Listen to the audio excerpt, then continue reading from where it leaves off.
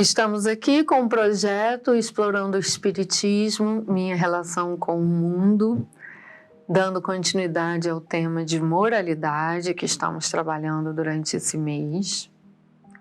E hoje nós vamos falar sobre o céu e o inferno.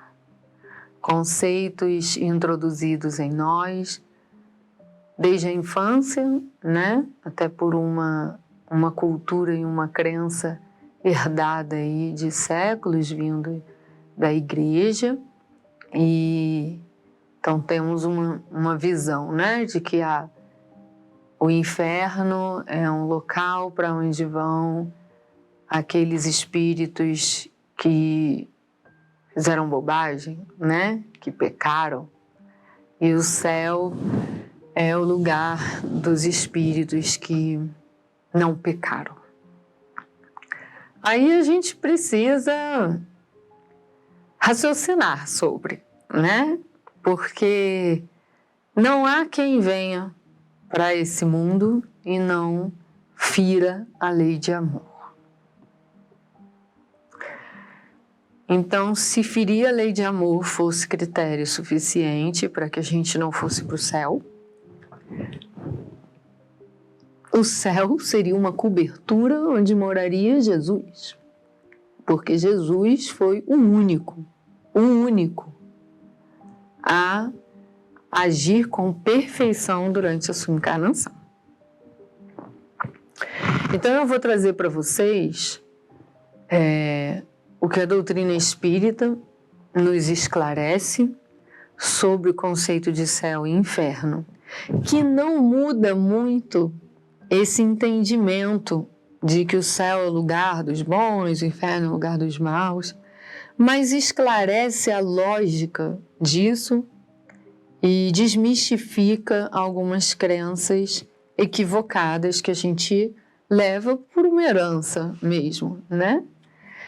O que acontece? Na semana passada nós estávamos falando das energias e falamos de frequências elevadas, de frequências mais baixas. A gente precisa considerar, vamos olhar para o mundo, que cada lugar do mundo possui a sua atmosfera fluídica, né? Vamos dizer assim. Por exemplo, se você vai para uma igreja, você vai para uma casa religiosa, para a comunhão espírita, né? Você tende a entrar na casa e se sentir bem. A atmosfera fluídica daquele ambiente é uma atmosfera normalmente elevada, porque a finalidade do lugar é voltado ao bem. E quando as pessoas vão frequentar esse lugar, elas elevam seus pensamentos, elas ofertam suas virtudes. Os trabalhadores dessas casas religiosas também ofertam o melhor que eles têm, trazem suas melhores intenções. Então, de novo, né? Aquilo que eu sinto, que eu penso, que eu faço, se propaga nessa rede magnética que está o fluido cósmico universal. E é assim que nós vamos construindo as atmosferas fluídicas. Se eu me alimento muito de cólera, eu crio uma atmosfera fluídica negativa, de baixa frequência. Se eu alimento meus pensamentos de pensamentos positivos, eu crio uma atmosfera fluídica de frequência elevada. Por isso é muito comum em casas religiosas, em casas de repouso e refazimento, de curas espirituais, psíquicas, emocionais, a gente só de entrar já sinta esse bem-estar. Porque a gente é tomado por essa energia ao nosso redor que a gente absorve. Então, quando você quer fazer bobagem, e aí entenda, quando eu digo bobagem, eu estou me referindo a ações que vão contra a lei de amor, tá bom? Ou seja, quando você quer fazer o mal, né? Que dentro do conceito, o mal é isso, é o que vai contra a lei de amor. Quando você quer fazer o mal, você sabe para onde ir. Você sabe com quem encontrar, né? E quando você quer fazer o bem, você também sabe para onde ir. E você sabe com quem encontrar. Então, nós vamos para locais cuja frequência está sintonizada com a nossa vontade. E em um intervalo de um dia, eu vario essas vontades. De manhã, às vezes eu busco por algo mais equilibrado, mais calmo, mais tranquilo. De tarde, eu já busco algo mais agitado. De noite, eu posso voltar a buscar algo calmo ou busco algo mais agitado, né? Vai variando de acordo com o quê? Com o nosso emocional, com o nosso pensamento, com a nossa vontade. Eu ligo para quem eu tenho vontade de falar naquele momento, eu vou para onde eu tenho vontade de ir naquele momento, eu faço aquilo que eu estou com vontade de fazer naquele momento. E por que eu estou explicando tudo isso para falar de céu e inferno?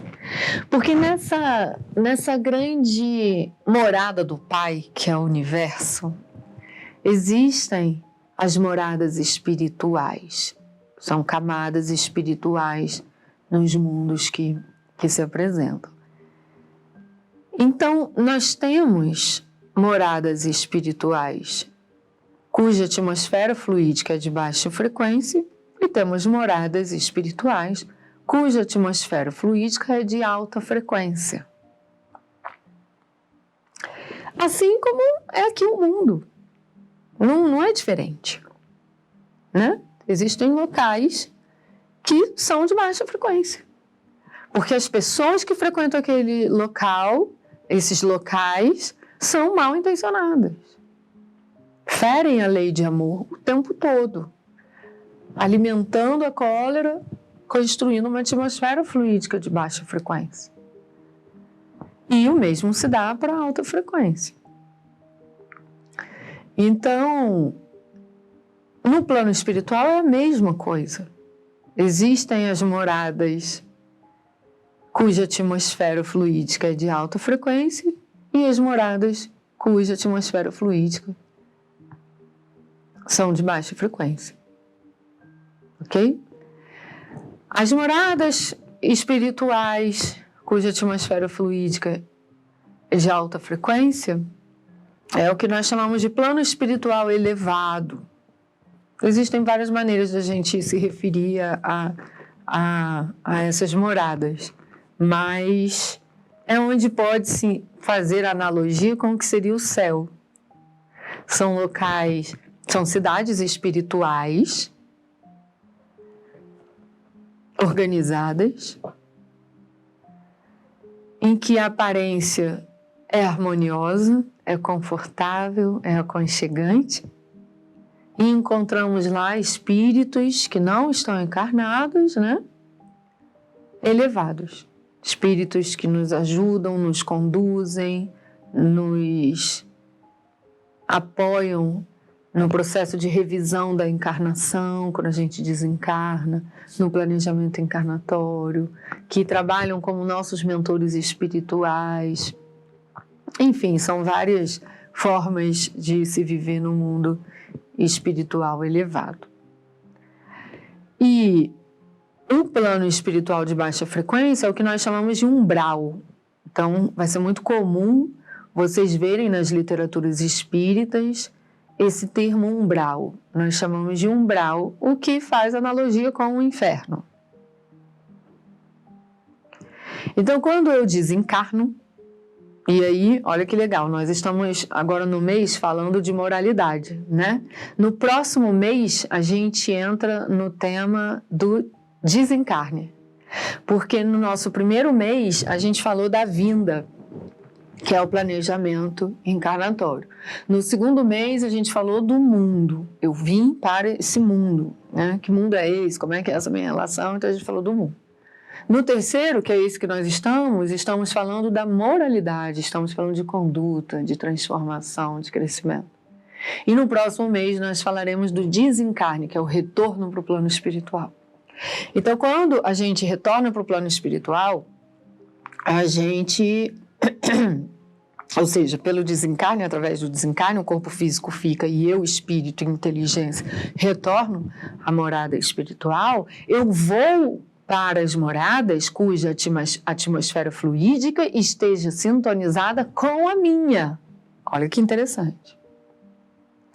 Então, se no momento do desencarne você está envolto a uma atmosfera fluídica de baixa frequência, você tende a ir para uma morada espiritual cuja atmosfera fluídica está com baixa frequência, que nós chamamos de umbral. Mas você vai ficar lá para sempre? Não! A lei é do progresso, a lei é de amor. Lá você vai viver o efeito de estar lá. Você vai interagir, você vai ver como se você estivesse vivendo aqui no mundo.